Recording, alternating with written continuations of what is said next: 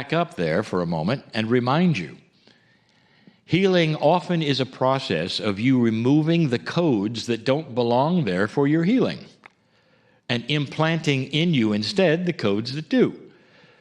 Now that is something the human being is learning to do. And they're learning to do that automatically. They're learning to do it from others.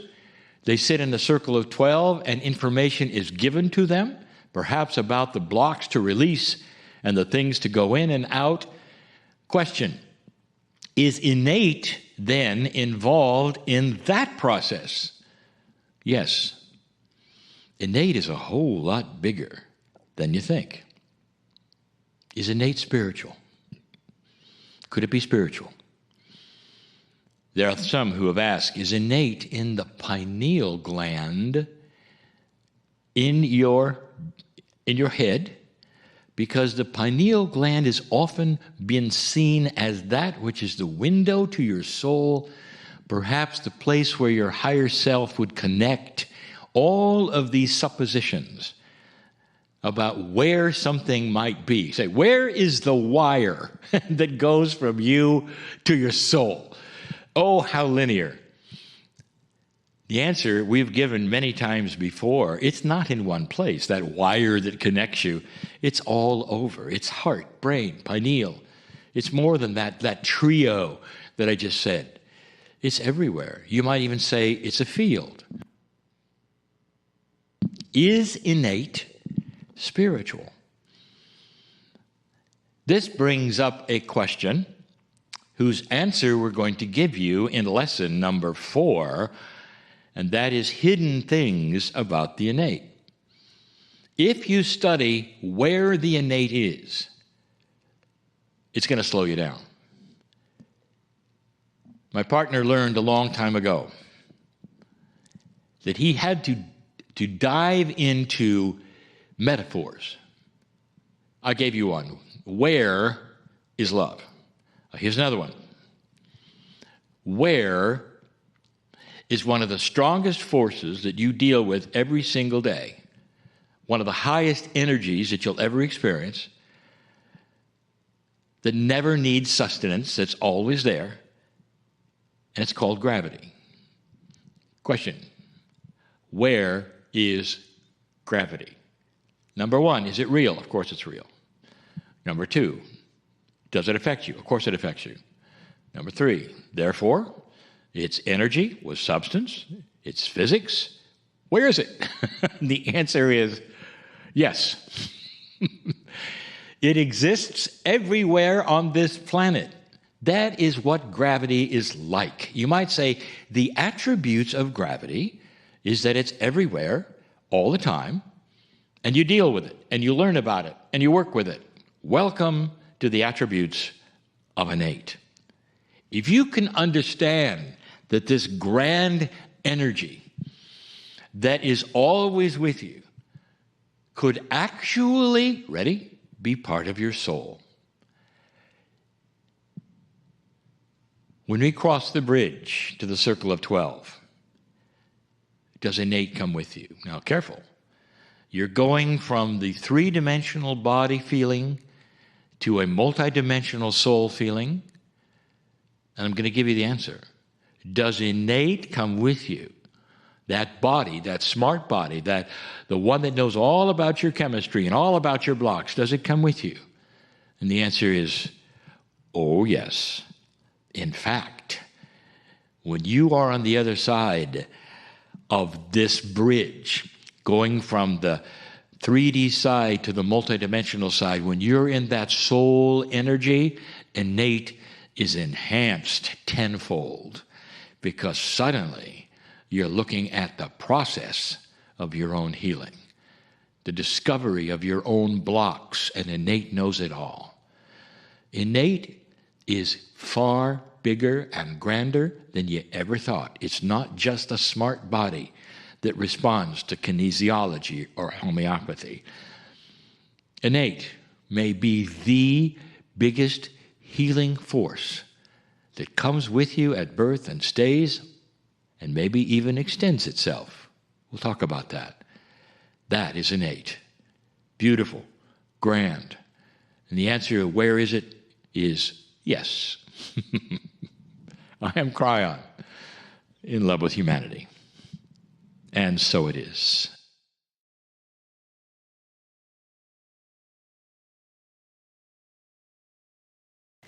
And in your own time, and when you are ready, you may open those beautiful eyes if you've had those eyes closed.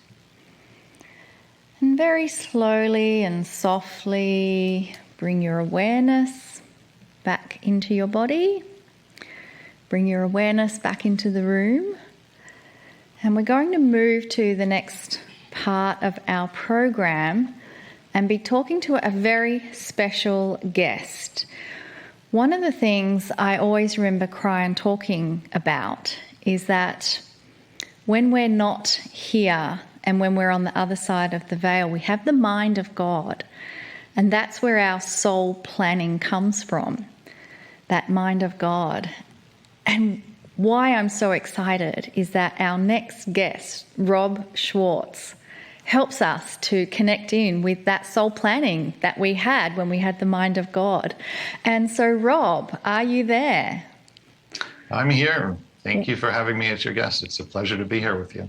Oh, well, honestly, we are so delighted. Lee and I are just wonderful that we have someone who is talking about all the things that Lee's been channeling for 30 years. I'm busting my buttons on this one because we have so many times said something that's very difficult for people to hear is that perhaps what's going on with your life right now, you might have planned it or there might have been planning around it before you got here, and we just get stared at so many times because it's a difficult premise. Yeah. We have truly someone who is an expert in this and has lots and lots of years. Rob Schwartz is a hypnotist who offers between lives soul regressions. Now that's abbreviated as BLSR, to help people heal and understand their life's plan.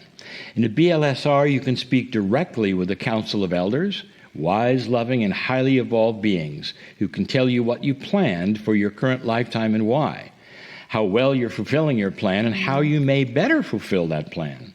Now, Rob's first book is called Your Soul's Plan, Discovering the Real Meaning of the Life You Planned Before You Were Born.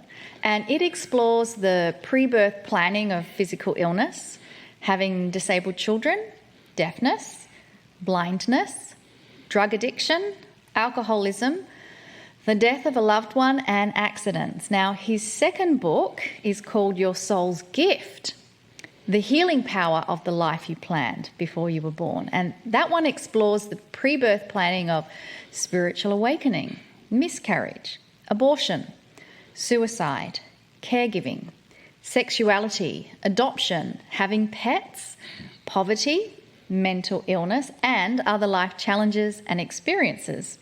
And his third book is called Your Soul's Love, Living the Love You Planned Before You Were Born. Now, that one is about pre-birth planning of challenges related to romantic relationships or their absence and more. It deals also with infidelity, impotence, raising children alone after death of one's partner, being single, even celibate relationships.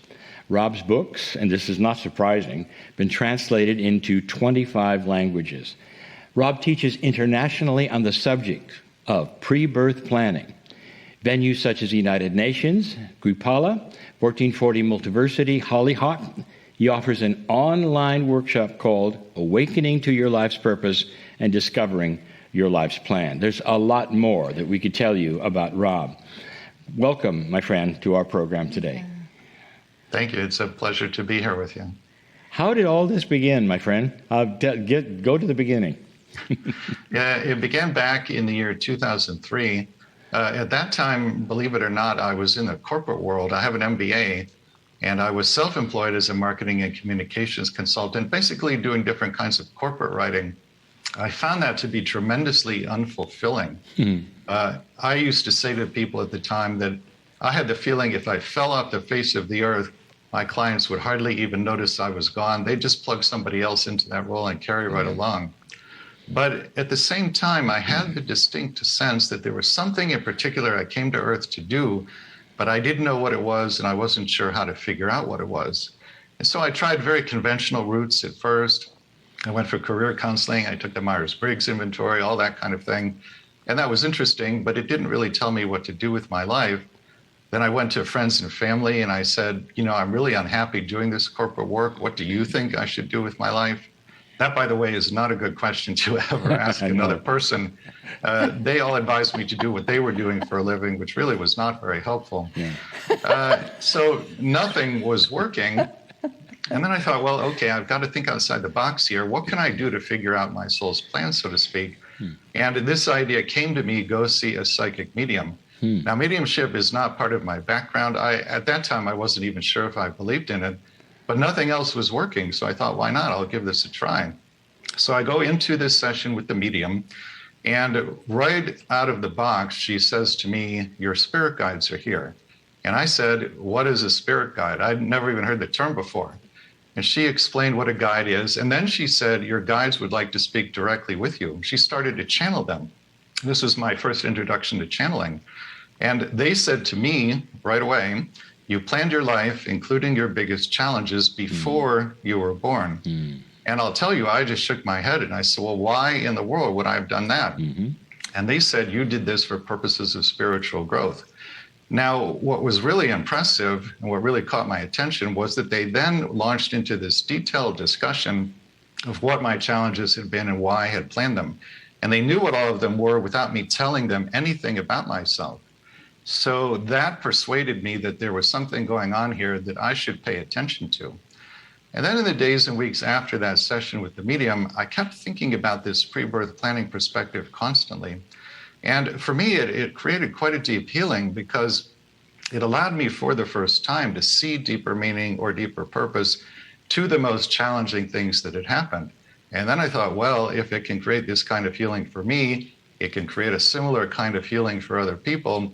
And from that point, things started happening one after another. I met some very gifted mediums and channels who became my collaborators in the 3 books.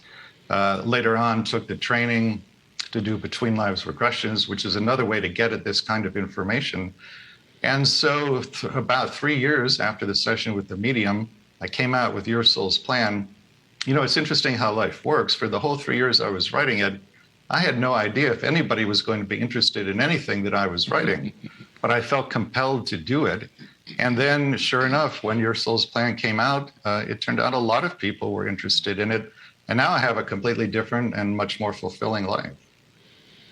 I love that. Was this all done through hypnotism? It's a combination of hypnotism and sessions with mediums and channels. Actually, in the first 2 books, Your Soul's Plan and Your Soul's Gift, it's only mediums and channels. Then I took the training to offer between lives regressions. This is the field of life between lives regression that Michael Newton started back in the 1990s. And then I used that in the 3rd book, along with the mediums and channels, to get at this kind of information. When you look at the list of things in your books that cover, I don't think you've left anything out of what we experience and why we experience it. Is there one that sticks out to you that might be one of the hardest ones for people? Suicide is really tough. In that particular chapter, I worked with a medium in the Netherlands who channels Jesus. And I asked him at the beginning of the channeling session, is suicide planned before we're born? And he said, it's not ever planned as a certainty, but it is planned as a possibility or a probability, or rarely a probability so high as to be almost certain. And then he stepped aside, and a young man named Cameron, who had taken his life, came forward. He is the son of the woman I was speaking to for that chapter. And he comes forward and he explained that, he was experiencing extreme depression and anxiety and really just could not tolerate that state anymore. And so it prompted him to take his life. But he speaks directly to his mother and he says to her, you did not fail me. You are not responsible. I alone am responsible for this choice. And those are the kinds of comments that are made most commonly by people who have taken their lives when they're contacted through mediums and channels. So we continue with this discussion about suicide.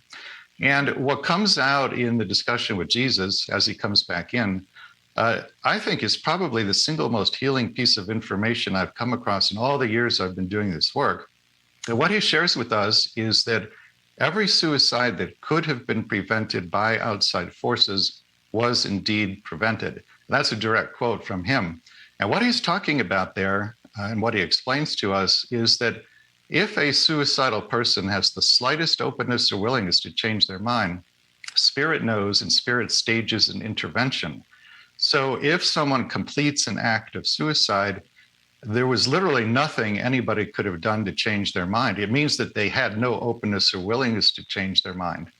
And when I share this information with people that, every suicide that could have been prevented was prevented, that is tremendously, tremendously healing to people who have lost a loved one to suicide, because for many years, they've blamed themselves. They think that they should have done more. And when they find out that they couldn't have done any more, it's just enormously healing. Here's a question, not to put you on the spot here, but people have asked this, say, if you have a plan and you have this kind of a thing, and in the middle of your life, you choose to change it, maybe even make it something astonishingly different, is that something we can do?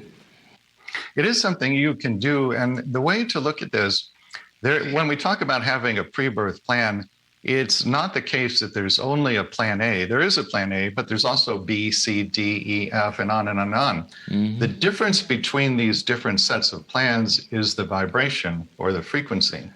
So the higher vibrational life plans have a lot less suffering and a lot more joy. The lower vibrational plans are based more upon pain and suffering as a way to achieve growth. You can do it either way. But obviously, from a human perspective, it's preferable to have more joy and less suffering. So how do you do that? Well, it's really quite simple, although not always easy to do. The way you do it is make the most loving decisions you can make in every instant. If you ask yourself the question, what would love do now? Mm-hmm. And then do that, that will put you on the higher vibrational path. Have you ever looked at your own life and said, okay, look at that switch you made from corporate to this?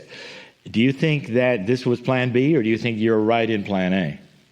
I'm pretty sure that I'm right in plan A. Okay. I think if you go back to the earlier part of my life, before I was what you could call spiritually awake, I think I was making lower vibrational, less loving decisions the first half of my life. But at age 40, which I believe was selected as part of the pre-birth plan, I awoke quite abruptly.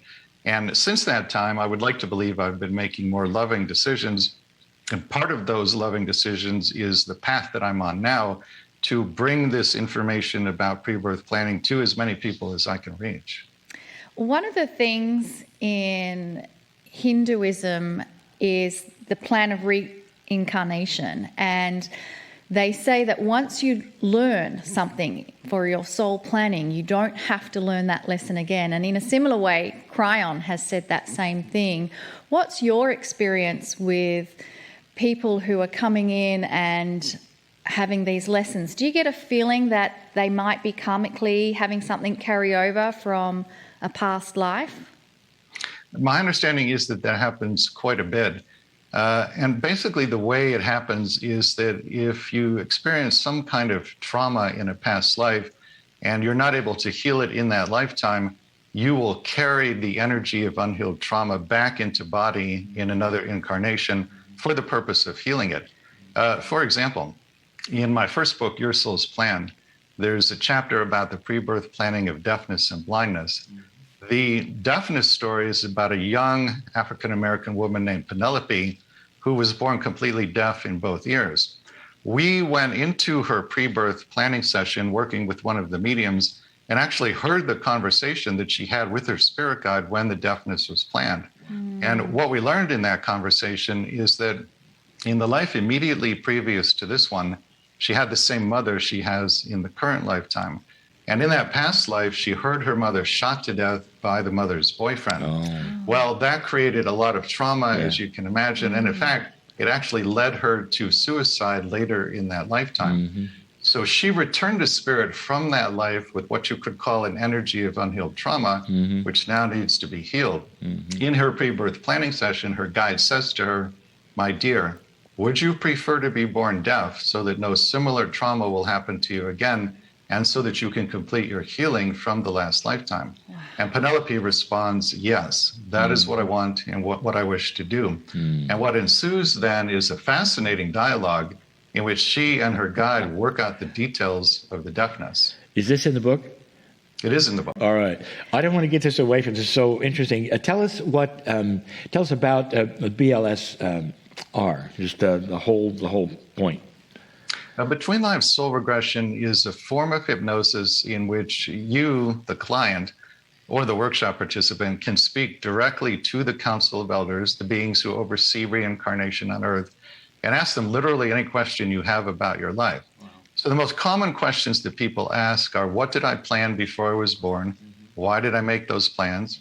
How am I doing in terms of fulfilling my plan? And how can I better fulfill my plan? And as long as it's for your highest good to receive an answer, the council will answer any question you ask. So people will come out of a between lives regression and they'll say things like, "The council answered every question I asked. I have no more questions about my life." That is a transformative experience.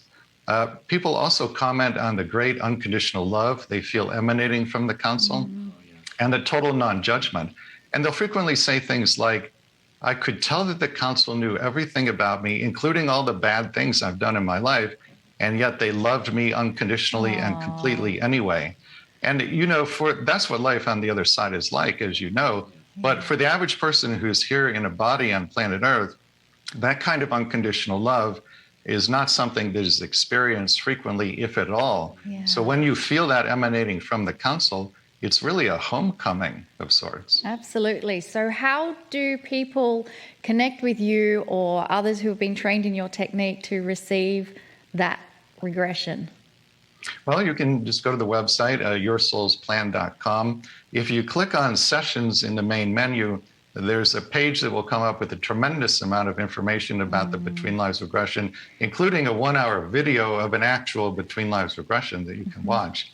So the choices are to do it in a private session or in the online workshop, which I do about every 6 weeks. We do a group of Between Lives regression. The difference between doing it privately versus a workshop, in a workshop, it's not interactive. It can't be because it's a group. But in a private session, we would go back and forth in a discussion. The client would say, "The council is telling me this." And then I say, "Okay, in that case, ask them that." And we just keep going back and forth like that.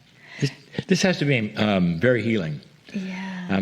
Looking at actually, the information you're giving, but I would say the byproduct is it's got to be the healing of your soul when you find out some of these things. Have you seen any healings in your work? It's profoundly healing. And I'll say this about the healing.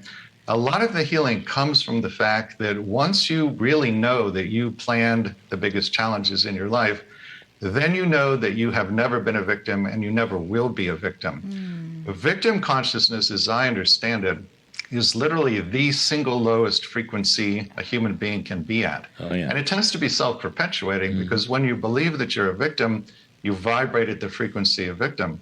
When you vibrate at the frequency of victim, you are energetically stating to the universe that you are a victim. Yes, sir. Well, whatever energetic statement you make to the universe always responds in the same way. It always responds, "Yes, that's right, you are." So if you state energetically to the universe that you're a victim, it says, "Yes, you are," and it brings you more experiences that seem on the surface to confirm to you that you are a victim. The way to break out of that negative self-perpetuating cycle is simply to understand that you are the courageous, powerful soul who planned your biggest challenges. If you then come into some understanding of why you planned those challenges, that's actually even better, because then you can go about learning those lessons in a much more conscious and much less painful manner. And that's what the workshop and the Between Lives soul regression are all about. We get at the why. Why did you plan those challenges? Yeah, they're very human questions. Why? Why is my life like this? How do you help people who they're a victim, but they don't even know they're a victim? Exactly. How does one start with that? Realization. Yeah. Well, very gently and very subtly, I would never say to anybody, "You're in a state of victim consciousness," or "You're doing yourself a great disservice by thinking of yourself as a victim." I think the best thing I can really do is model in my own life what I've learned through this work, and then share stories in the books and in the workshops of people who emerged from victim consciousness by doing this kind of work. And then when people see others modeling that, and they see the kind of peace and love and joy it can bring into a person's life, then it catches their attention. And then they start to examine their own life and they say, well, maybe I'm not doing what I need to do to bring that kind of peace, love, and joy into my experience. Let me change the way I'm looking at things. And then at that point, they're open to considering pre-birth planning. So I don't want the time to get away. Do we have a... Well, I was just thinking, we spoke about past lives being a trauma that you carry through. What about ancestral traumas? Do you find any of those evident? That is not something that I have specifically looked for in my work, but it does pop up every now and then in a workshop or a session. My understanding is there is ancestral trauma. It's carried forward generation by generation in the DNA. Yeah. And so when an individual does what they consider to be personal healing, sometimes they're actually healing the ancestral trauma without even knowing that that's what they're doing. Beautiful. Let's do that meditation. Yeah, I would love if you can take our viewers through a type of meditation that allows them to get insight into their own life plan. Yeah, I'd be happy to. Go ahead and close your eyes. And then I'll ask you to visualize the place where pre-birth planning takes place. So picture a room. The walls are made of marble. There's a luminescent golden white light emanating from the ceiling, the walls, even the floor. Picture some furniture in the room and picture it in tremendous detail. What colors are in the furniture? What does the fabric feel like? See yourself touching the fabric of the furniture. Picture the room in as much sensory detail as you can. Is there carpeting? What does the carpet look like? What does it feel like? And then after you have a good visual sense of this room, imagine that all these significant people from this lifetime come into the room one by one. So your mother walks in, your father walks in.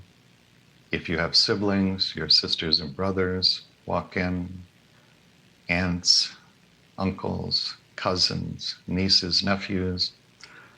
All of your best friends come into the pre-birth planning place one by one. Your favorite teachers from school, your least favorite teachers from school, business colleagues, and even enemies, if you consider yourself to have had enemies. Every significant person in your life walks into this room. And then what I would like you to do is scan this crowd. Notice all the faces. What you will notice is that everyone, even the people you had the most difficult experiences with, are smiling at you with genuine, overwhelming, unconditional love emanating from them. And you feel this great unconditional love for you emanating from every single person in this room. So scan the crowd, notice all the smiling faces, and choose one person to speak with, someone you would like to understand better what you planned for this lifetime with that particular individual. And walk up to him or her, take their hands and hold their hands in your hands. Thank them for coming here to be with you today. And then ask, what did you and I plan together before we were born? And keep your eyes closed and listen for the answer. The answer might be verbal. You might hear them speaking to you. It might also come in the form of a feeling. An emotion of some kind may wash over you, and the feeling itself will be a communication from the person that is intended to answer your question. Or be open to the possibility that the answer will come as a